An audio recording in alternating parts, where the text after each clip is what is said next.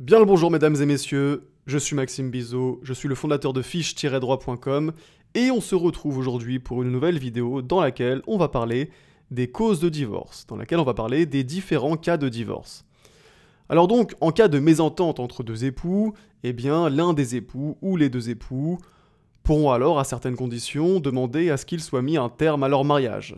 C'est le divorce qui donc met fin au mariage.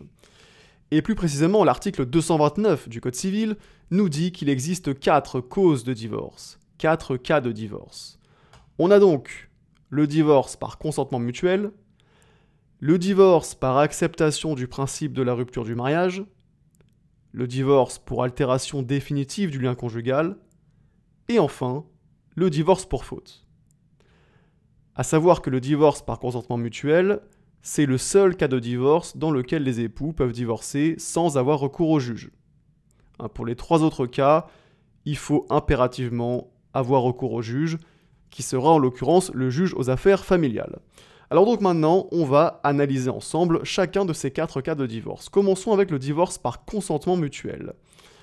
Donc dans le divorce par consentement mutuel, les époux, ils sont d'accord d'abord sur le principe de la rupture du mariage, donc ils sont d'accord concrètement pour mettre fin à leur mariage, ils sont d'accord pour divorcer, mais ils sont également d'accord sur les conséquences du divorce.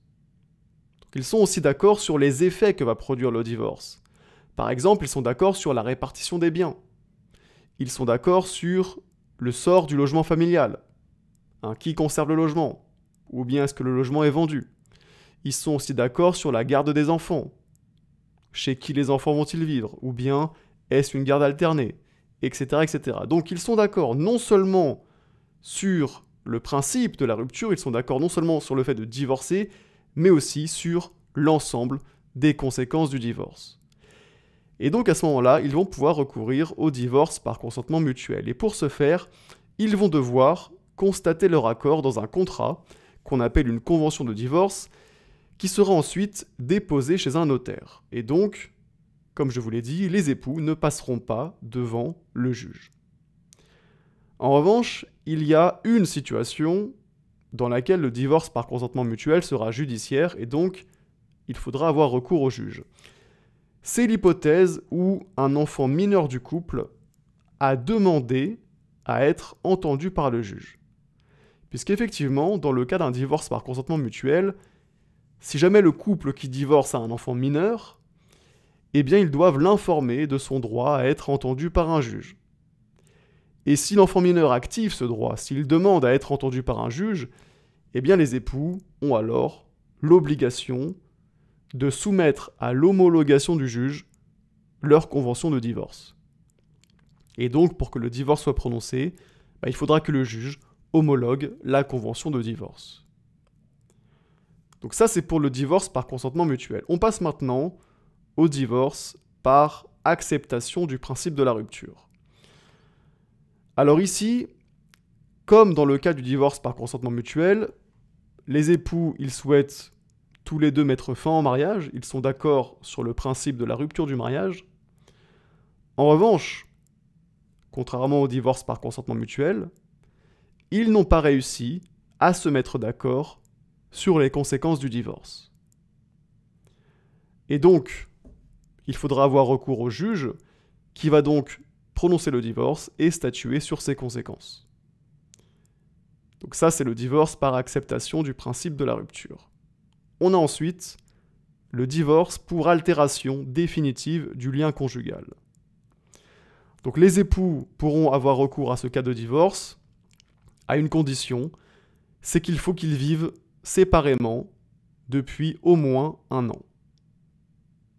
Et donc là aussi, le divorce pour altération définitive du lien conjugal, c'est un divorce judiciaire, et il faut aller devant le juge pour obtenir le prononcé du divorce. Et puis enfin, 4e et dernier cas de divorce, c'est donc le divorce pour faute.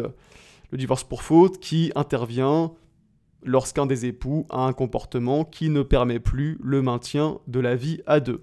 Et donc à ce moment-là, l'autre époux peut demander un divorce pour faute en saisissant le juge.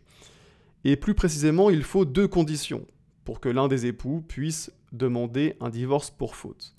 Première condition, il faut une violation grave ou renouvelée des devoirs du mariage.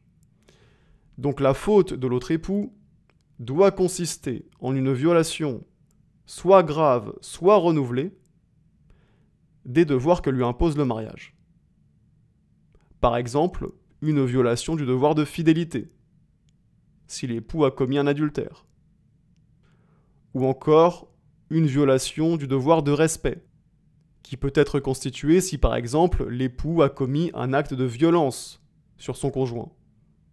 Ou encore par des injures graves. Ou bien des injures qui ne seraient pas forcément graves mais qui seraient répétées dans le temps, puisque la violation peut simplement être renouvelée, elle n'a pas nécessairement à être grave. Donc ça c'est la première condition, et puis deuxième condition, la violation, la faute, doit rendre intolérable le maintien de la vie commune.